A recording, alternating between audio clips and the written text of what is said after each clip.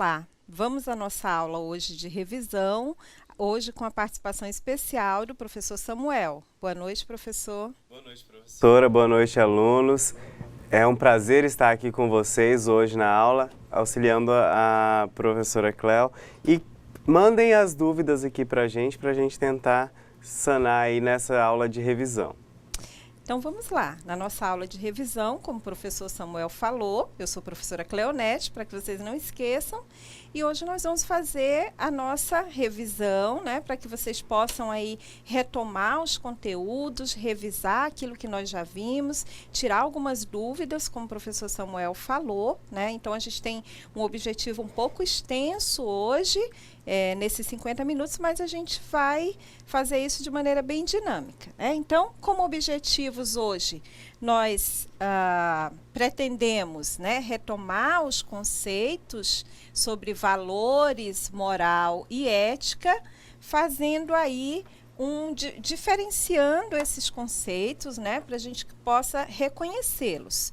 Reconhecer o objeto próprio da ética, né, o que a ética estuda, o que ela discute, refletir sobre a importância de um comportamento ético, refletir também sobre o conceito de sujeito moral, né, que nós já falamos nas aulas anteriores, esse sujeito moral que vai atuar em situações de moralidade, de cidadania, conhecer e diferenciar as diversas concepções éticas, né? Claro que nós não vamos trabalhar com todas, mas nós vamos entender ou tentar entender os fundamentos de algumas delas, né?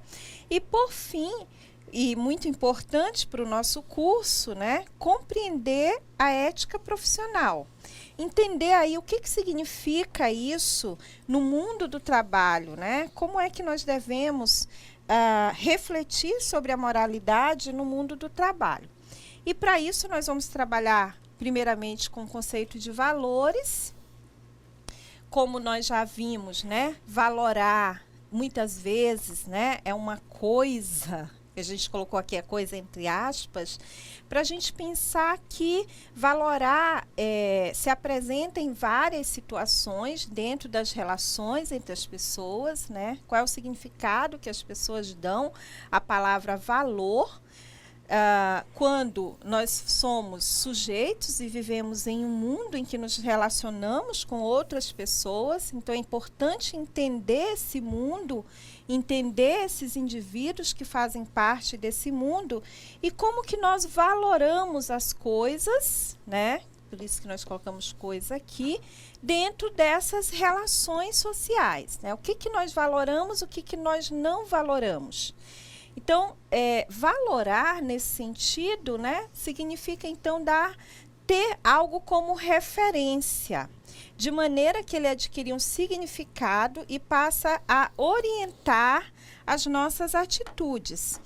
Então, gente, quando nós falamos de valores, nós sempre estamos falando daquelas coisas que têm importância para nós.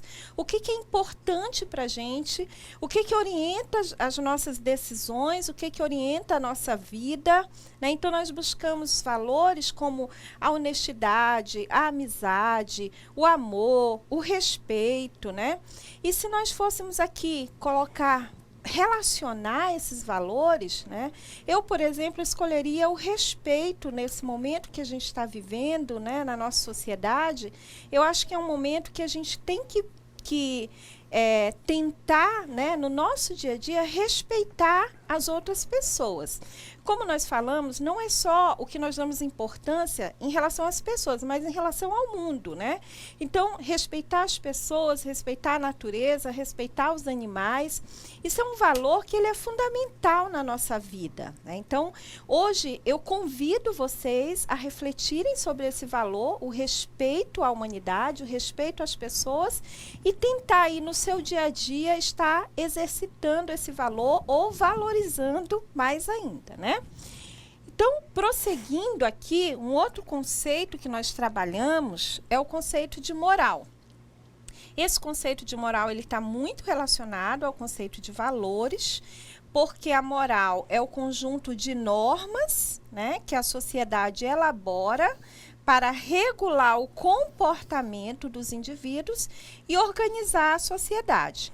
E esse conjunto de normas, ele é organizado a partir dos valores dessa sociedade. Por isso que nós trouxemos o conceito de valor, porque é aquilo que nós valorizamos ou valoramos que vai fazer com que a gente vá definir esse conjunto de normas e definir os comportamentos adequados para os indivíduos, né? Dentro desse conceito de moral, nós trouxemos também 3 outros conceitos, né? O conceito de moral, amoral e imoral. Então, a gente vamos trabalhar essa distinção entre esses conceitos, né? No nosso dia a dia, geralmente a gente ouve muito essas palavras, moral, amoral, imoral, e às vezes a gente não utiliza esses conceitos de maneira correta. Então, o que é a moral? É o conjunto de normas e de regras, né, definidos pela sociedade para normatizar ou para orientar o comportamento das pessoas. A moral é um comportamento, né, de um indivíduo que ele não tem como ser julgado moralmente. Então, nas relações sociais, nós não julgamos as pessoas, nós julgamos o comportamento das pessoas. Quando a gente fala de ética e de moral, a gente não está falando de julgamento de pessoas, né? A gente está falando de julgamento de comportamentos, de ações e atitudes. Então, uma atitude amoral, né, por parte de um indivíduo, é aquela atitude em que o indivíduo não pode, aquela ação, aliás, ela não pode ser julgada moralmente. Que ação pode ser essa, né? Por exemplo, quando o indivíduo ele não tem condições, ele mesmo, né, não tem condições de julgar moralmente ou de decidir moralmente essa sua ação. É o caso das crianças, mais ou menos até os 10, 12 anos. O caso dos idosos que têm alguma patologia, Alzheimer, e qualquer indivíduo que tem uma patologia, ele não tem condições de decidir moralmente a sua ação. Da mesma forma, um indivíduo que, por exemplo, esteja em uma outra sociedade que é muito diferente da sua, portanto, tem uma moralidade muito diferente, então ele não tem condições, por não conhecer a moralidade, por não conhecer a cultura, às vezes ele pode agir e ser julgado como uma ação imoral, mas, na verdade, é uma ação amoral. Por quê? Porque ele não teve como decidir, né, moralmente por desconhecer aquela moralidade. E, por fim, o conceito de imoral, né, que é o contrário da moral, aí sim, é um comportamento que não está de acordo com a moralidade. Portanto, é um comportamento imoral, ok? Então, essa é a diferença entre esses conceitos. Um outro conceito que é importante para que a gente possa refletir é o conceito de ética ou de filosofia moral, né? Então, a ética ou a filosofia moral, ela reflete sobre os fundamentos das regras morais da sociedade e sobre os valores e, principalmente, sobre os princípios que as constituem. Então, a ética ela vai refletir justamente sobre esses princípios. Ou seja, o que são esses princípios? É quando a gente pergunta, né? O que levou o indivíduo a agir dessa maneira? Qual foi o princípio que ele buscou para agir desta maneira? Então, nesse sentido, a ética ela procura estabelecer critérios razoáveis para que a manutenção ou revisão da moralidade socialmente estabelecida. Então, a ética, ela vai estar sempre fazendo uma revisão dessa moralidade, ou para mudá-la ou para modificá-la. A gente pode trocar essa palavra revisão por reflexão, né? Então, por exemplo, hoje nós estamos vivendo numa sociedade em que os valores, os conceitos, os princípios, eles estão muito deturpados. Então, aquilo que é certo, está sendo visto como errado, aquilo que é errado é o certo. Está uma confusão aí nessas relações sociais, políticas, né? Todos esses acontecimentos que nós temos vistos. Então, a ética, ela justamente vai refletir sobre isso. Será que essa moralidade do nosso país, essa moralidade da nossa sociedade está dando conta de uma harmonia social? Está dando conta de uma sociedade, para que a gente tenha uma sociedade mais justa, mais valorosa, né, com princípios fortes? Então, a gente precisa refletir sobre isso e a proposta da ética é justamente isso, essa reflexão, né? Então, nesse sentido, a ética é um exercício voluntário da busca de princípios e valores para a nossa conduta moral. Isso aqui, gente, essa palavra voluntário é muito, muito importante quando a gente fala de ética. Por quê? Porque a ética é uma decisão pessoal, individual, que nós fazemos todos os dias, em todas as circunstâncias, em todas as situações. Ninguém nasce ético, ninguém nasce honesto ou desonesto, né? Criminoso ou não criminoso, bondoso ou não bondoso, solidário ou não solidário. Uma pessoa é solidária quando ela decide ser solidária. Ela é honesta quando ela decide ser honesta. Só que essa decisão individual, ela está muito relacionada também com a sociedade, porque é na moralidade social que é a sociedade que vai nos dizer o que é bom, o que é ruim, né? O que é certo, o que é errado, através da moral, desse conjunto de normas. E a partir desse conjunto nós vamos decidir agir moralmente ou não. Então, a ética é esse exercício diário, é essa decisão, né? Então, você decide ser honesto, você decide, em determinadas situações, buscar um princípio. Que princípio é esse? A honestidade. Ou um outro princípio que eu comecei falando aula sobre ele, né, o respeito. Nós temos visto aí tantos crimes de ódio acontecendo, né, de homofobia, de racismo, discriminações de todas as ordens. E dessas discriminações, o racismo talvez esteja muito mais forte, né, porque o racismo é um tipo de discriminação que ela é mais forte. Por quê? Porque ela traz o ódio, né? O ódio ao outro. Eu quero ver o outro como inferior, né? Então, eu talvez me sinta inferior e quero que o outro seja mais inferior do que eu. Então, a gente precisa aí buscar esse princípio que é o valor. Ok, gente? Então, vamos ao próximo conceito, que é o conceito de sujeito ético ou moral. Está muito relacionado com essa decisão que eu estava falando, né? Então, existem alguns critérios para que um sujeito seja considerado sujeito ético ou moral. O primeiro critério é ser consciente de si e dos outros, ou seja, saber que nós vivemos em uma sociedade e nessa sociedade as pessoas precisam ser respeitadas, né? Trago o respeito novamente. Esse sujeito ele tem que ser dotado de vontade. A palavra vontade aqui, né, do ponto de vista filosófico, ele está relacionado à capacidade que nós temos de decidir, né, e de controlar os nossos instintos. Então, porque nós somos sujeitos de razão, nós temos capacidade de controlar os nossos instintos. Outro critério é que nós temos que ser responsáveis e ser livres, né? A responsabilidade e a liberdade estão interligadas, justamente porque eu sou livre, eu sou responsável pelos meus atos, eu tenho que ter o poder de me autodeterminar, dando a mim mesmo e aos outros, né, as regras de conduta. Isso se dá, então, a partir do quê? A partir da minha racionalidade. Então, o sujeito ético e moral é aquele sujeito que se reconhece como um sujeito de razão. E como sujeito de razão, eu sou capaz de decidir, definir e responder pelos meus atos.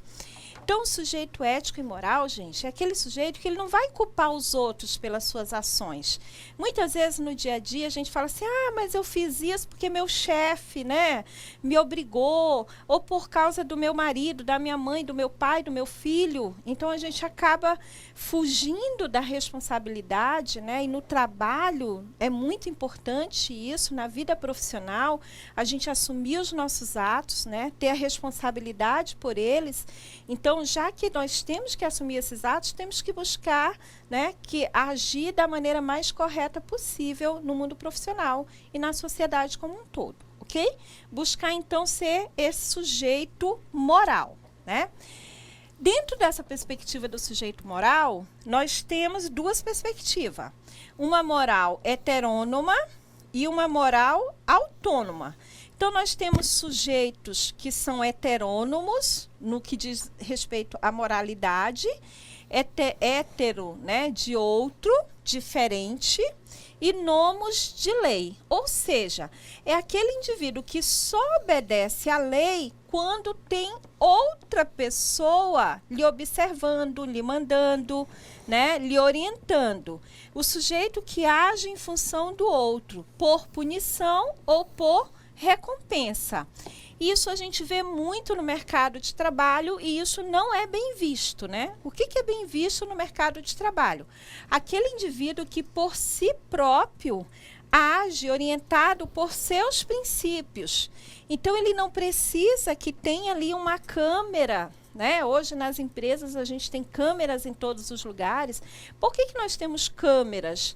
Não é só por causa da segurança, né? É porque muitas vezes nós não somos sujeitos morais e com uma moralidade autônoma, ou seja, nós só fazemos o trabalho quando o chefe está presente ou quando a câmera está ligada, né? O chefe saiu, pronto, parei de trabalhar. O chefe saiu, não vou mais seguir as regras da empresa. Isso é uma moral heterônoma. A moral autônoma é aquele indivíduo, né, que age a partir dos princípios e não necessita de câmeras, do chefe, do supervisor, né? Nas empresas a gente tem aí uma hierarquia de pessoas que muitas vezes estão ali só para observar, punir, né, aqueles que não fazem o trabalho. Então, se nós tivéssemos uma moral autônoma, talvez isso não seria necessário nas empresas. A construção da personalidade moral. Essa personalidade moral, ela está muito relacionada ao sujeito moral, né? Então, o psicólogo Kohlberg, ele traz alguns níveis de moralidade. Eu acho isso muito interessante, porque no dia a dia a gente observa muito isso, né? Nós temos o nível pré-convencional, que é justamente essa moral heterônoma que nós acabamos de falar, que o indivíduo ele necessita de outro para fazer o que é certo, né? Se não tem um guarda no trânsito, eu não coloco o cinto, eu não obedeço o sinal. O outro nível é o nível convencional. E nesse nível, os indivíduos eles já reconhecem os outros, né, em campos cada vez mais amplos. E predominam as expectativas interpessoais. O que quer dizer isso?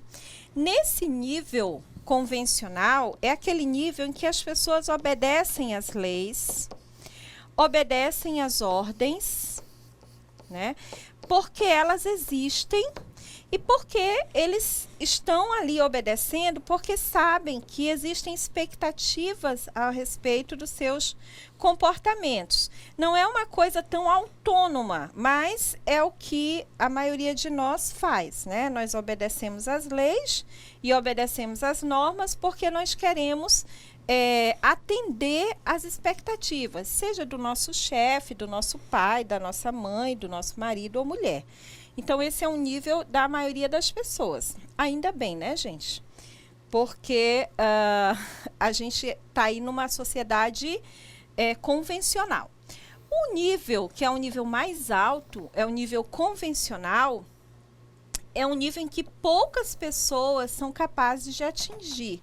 Prevalece o princípio de que as pessoas não são meios, mas fins. E as leis e os sistemas são vistos por essas pessoas muitas vezes como injustos. E por isso eles precisam ser mudados, né? Então aqui nós já temos uma pessoa que tem uma visão crítica sobre a sociedade e uma pessoa que tem uma autonomia moral, né? Então é uma pessoa que ela realmente vai fazer a diferença na sociedade. Então a gente percebe que há aí um contínuo, né, naquilo que nós estamos falando. Então existem os valores, nós precisamos estar buscando valores e princípios importantes para a nossa vida. Existe a moral, que é o conjunto de normas e regras que vão normatizar o comportamento das pessoas. Existe a ética, que é a reflexão que a gente faz dessa moralidade, né? E essa reflexão é importante para que a gente mude essa moralidade se ela não estiver de acordo com os interesses sociais atuais, porque a moral ela é local e é temporal, ou seja, cada sociedade tem a sua moral e cada tempo, né, traz a sua moralidade de acordo com os valores daquela sociedade. Então é importante que existam sujeitos éticos, especialmente um sujeito que esteja nesse último nível aí, que é o nível pós-convencional, para que a sociedade mude, né, seja uma sociedade melhor. Pessoas que estejam refletindo sobre a sociedade, sobre as relações sociais, ok? Então, a gente parte agora para falar a respeito de uma concepção ética moderna, né? Essa concepção ética moderna é a concepção de Kant, que nós trabalhamos também, né? Kant, ele traz uma concepção da ética que nós reconhecemos como a ética do dever, ou seja, a deontologia, onde deon, né, quer dizer dever. O que Kant traz para nós nisso aqui? Na medida em que o ser humano instaura normas a si mesmo, tem o dever de cumpri-las. Então, se o ser humano é um sujeito, é um ser racional, e ele instaura suas próprias normas, então ele tem o dever de cumpri-las. Então, para Kant, o dever obriga a consciência moral e livre, né?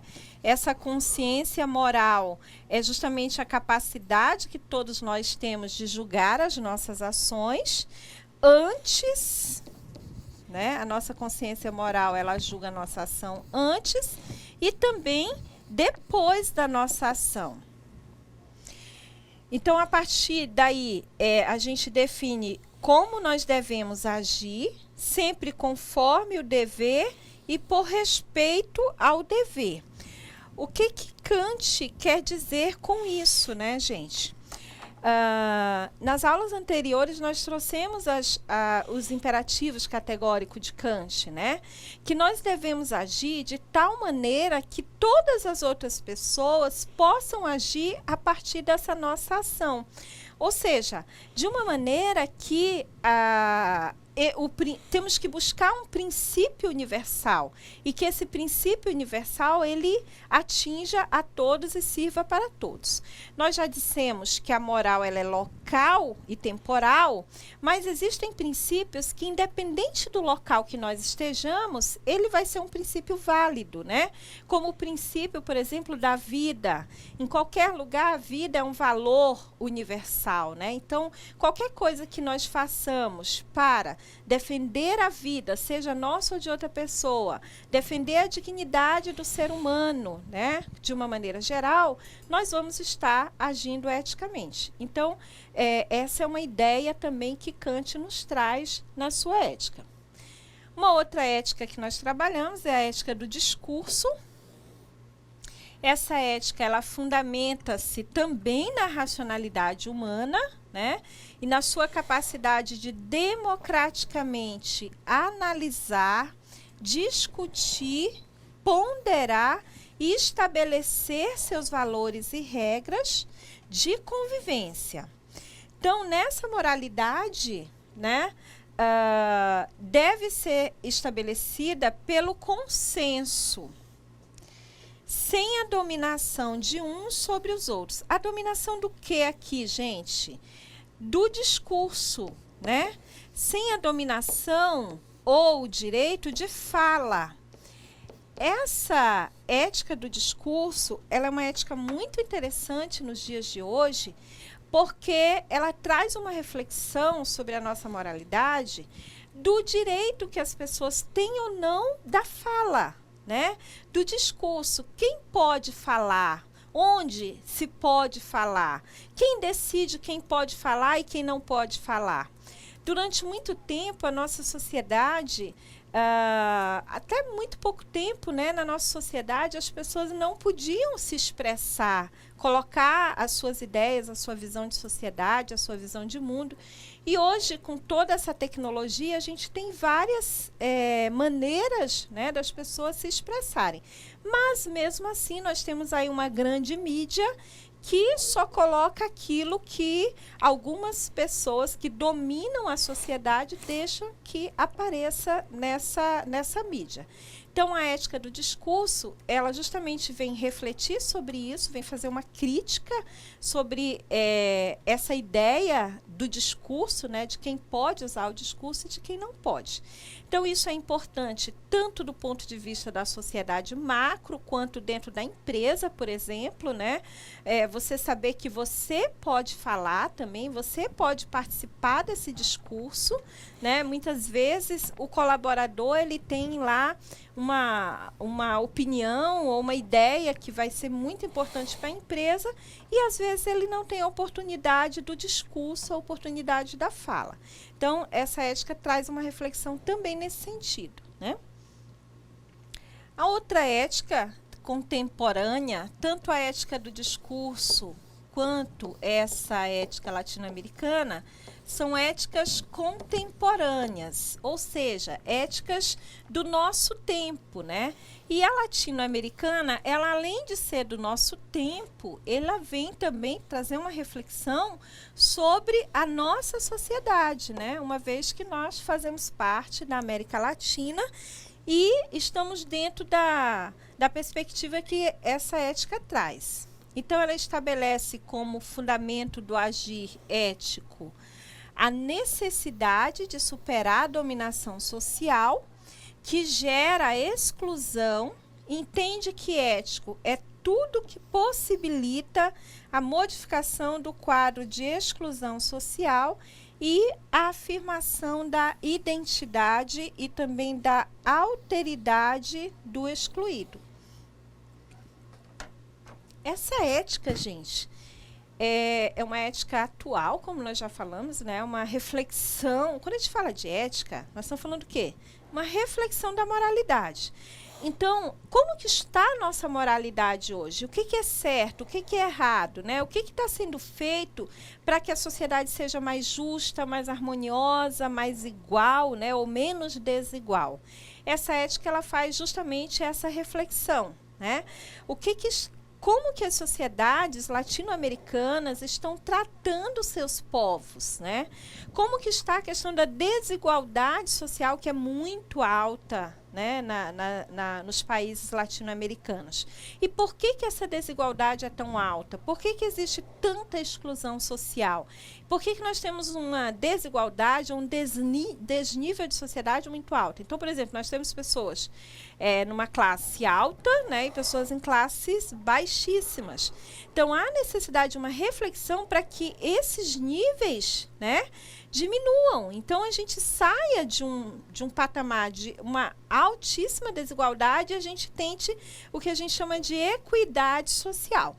Para que haja essa equidade, porque uma igualdade é quase impossível, né? Mas uma equidade é muito possível, né? As diferenças sociais sejam bem menores, é importante que se reconheça a alteridade e se dê a oportunidade das pessoas diferentes, né, poder então refletir, discutir, voltando aí à questão da ética do discurso, né, e participar da vida social.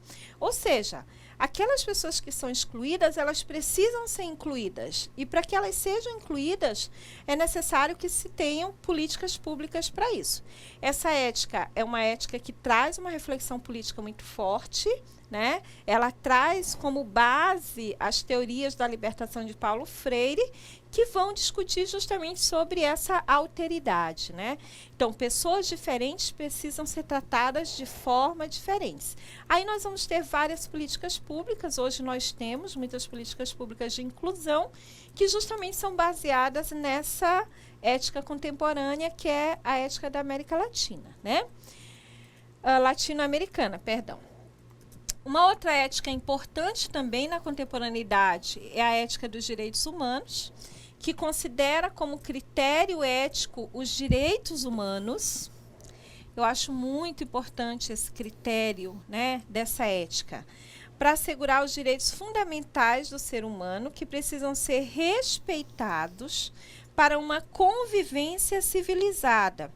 Então, isso aqui é assim, quando aparece aquela pergunta, né, aquela grande interrogação nossa, como que eu devo agir com determinados grupos sociais, com determinadas categorias sociais, ou com determinada pessoa, ou mesmo no meu trabalho, eu tenho tantas pessoas na minha empresa que eu não vou muito com a cara delas, né? A gente tem muito isso. Não me dei bem com aquela pessoa, ela é muito diferente de mim, ela pensa muito diferente, as suas atitudes são muito diferentes, o que fazer?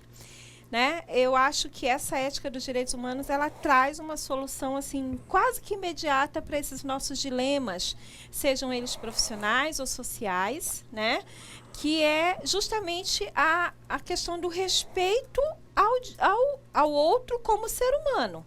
Então, como eu já falei anteriormente, eu não preciso gostar da pessoa, eu não preciso concordar com a pessoa, mas eu sou obrigada a respeitá-la na sua diferença, né? Porque todos nós somos diferentes, cada um tem os seus gostos, os seus valores, a sua maneira de ver o mundo, mas todos nós somos iguais enquanto seres humanos. Então, existe uma diferença aí, né? A palavra igualdade, ela só existe para a nossa condição de humanos, né? E a diferença, ela existe para todas as condições. Então, é importante a gente entender isso. Todos somos diferentes, mas todos somos iguais enquanto seres humanos. Então, se você não gosta, se você não concorda com a pessoa, resolvemos o seu problema. Você respeita a pessoa enquanto ser humano, né? E isso vai facilitar o convívio tanto na sociedade quanto na empresa, ok? Então, como nós falamos da ética, né, dos direitos humanos, a gente chega agora a essa ética, que é a ética profissional, que é a ética que trata, né, da nossa disciplina, que constitui-se do quê? Dos princípios básicos que vão orientar o profissional, né, para o exercício de uma profissão, seja ela qual for, né? Define o que ele pode fazer e o que ele não deve fazer, né? Então, existem alguns critérios para essa ética profissional, e o primeiro deles, né, para que você seja reconhecido ou para que você esteja de acordo com a ética profissional, que é a questão da formação, né? Que é o que vocês estão buscando aqui. Vocês estão buscando essa formação profissional, e isso já dá a vocês, né, um ponto a mais em relação às outras pessoas que querem entrar nesse mercado de trabalho, que querem trabalhar como gestores financeiros, né? Porque vocês já estão aí na formação. Então, vocês só estão trilhando um caminho ético, né? Porque todo profissional, para começar a trilhar o seu caminho ético, ele tem que buscar a sua formação profissional, o seu currículo, né? O que está no seu currículo tem que estar de acordo com o que você realmente fez. Então, esse é o primeiro passo, é um grande passo, né, para um profissional ético. Um outro passo importante para o desenvolvimento de um profissional ético é a sua capacidade, né, de nas suas relações sociais, especialmente nas suas relações profissionais, atender aquelas pessoas que estão ali em função do seu trabalho. Porque você está ali para desenvolver o trabalho para alguém, né? Ou para algumas pessoas. Não é simplesmente para você receber o seu salário. O salário é importante, né? Você vai lá porque você precisa se manter materialmente. Mas existe uma finalidade para você estar na empresa. E a finalidade são as pessoas que você tem que atender. Então, um profissional ético é aquele que tem uma formação adequada para o desempenho da sua função e atende às necessidades das pessoas que ele vai atender. Então, esses são critérios muito importantes. Uma outra questão da ética profissional é que nem sempre você vai estar sendo julgado por aquilo que você faz, mas por aquilo que você não faz, né? Então, às vezes, quando se busca um profissional, né, está ali naquela conversa, mas eu quero um profissional que não seja desonesto, né, que não falte o trabalho, que consiga se relacionar bem com as pessoas das quais ele vai se relacionar e que seja uma pessoa discreta, né, uma pessoa confiável, né, na profissão de vocês, do mundo de finanças. A confiança no profissional, ela é fundamental, né, porque como nós já falamos, vocês vão ter acesso a informações privilegiadíssimas, né? A vida financeira da empresa vai passar por vocês. Isso são informações que não podem sair dali, né? Daquele espaço, daqueles profissionais. Então, enquanto profissionais, pensem nessa questão. Busquem os princípios, né, da honestidade, de guardar informações, de não repassar essas informações, para que vocês tenham bastante sucesso aí profissionalmente, ok? A partir daí, nós temos o código de ética, né? Eu acho que já finalizou aqui. O código de ética profissional. Esse código de ética, gente, ele vai estar presente em todas as profissões, né? Todas as profissões vai ter o seu código de ética, que a gente chama de código deontológico. Lembra do deontológico de Kant? Então, todo o código de ética é um código deontológico, ou seja, é um código que vai trazer o dever, como você deve agir, o que você deve fazer. É interessante porque assim, o código, ele não vai trazer para você os princípios, né? Ele vai trazer o que você deve fazer, o que você não deve fazer, de forma muito, vamos dizer assim, muito imparcial, né? Muito direta. Só que você vai vivenciar situações em que você vai precisar decidir e você vai lá no código de ética e você não vai encontrar. Onde é que você vai encontrar? Pense comigo. Nos seus princípios. Você vai buscar os seus princípios morais, os seus princípios éticos para decidir. Então, como nós já falamos, quando a gente fala de ética, a gente vai estar sempre vivendo dilemas éticos. A gente vai estar sempre vivendo situações em que nós precisamos decidir. Então, é importante que, em todas as situações, a gente já tenha como princípio, bom, se eu tiver que decidir, eu vou buscar um princípio ético e vou decidir eticamente. Nós já falamos também que nem sempre que a nossa decisão é ética, ela é moral. Ou nem sempre que ela é moral, ela também é ética. Nem sempre casa essas duas, né? Às vezes a sua ação, ela é uma ação moral, mas não é uma ação ética. Por quê? Porque ela não está de acordo com os princípios éticos. Porque a sua decisão não foi uma decisão de acordo com os princípios éticos. Isso vai acontecer muito na sua vida profissional e você tem que ver se elas vão estar de acordo. Nós podemos relembrar aquele caso do policial que nós falamos, né, em que o policial devolveu o dinheiro que ele achou, mas qual foi o princípio que ele buscou? Ele pensou o seguinte, bom, eu vou devolver o dinheiro por causa da minha aposentadoria. Se não houvesse essa questão da aposentadoria, eu ficaria com o dinheiro. E ele, quando devolveu o dinheiro, ele declarou isso, né? E quando ele declara, fica claro para a gente que os motivos que levaram ele a devolver o dinheiro não foram motivos éticos. A devolução foi moral, mas os motivos foram motivos antiéticos. Entenderam, gente? Então, nessa revisão é importante que a gente traga esses conceitos. Eu espero que vocês tenham entendido essas diferenças aí que nós colocamos de conceitos. A diferença entre ética e moral, ela é pequena quando a gente traz para a prática da vida, né? Mas é uma diferença importante para que a gente saiba no nosso dia a dia, ok? Professor Samuel, alguma questão aí dos alunos? Estão sem dúvidas, professora. Estão bem concentrados na revisão, estão tentando aí absorver o máximo da revisão, estão bem atentos. Mas não veio nenhuma dúvida até o momento, não. Ah, que bom. Então, gente, esses conceitos que nós trouxemos hoje, é importante que vocês pensem aí na hora da avaliação, né? Também nas concepções éticas.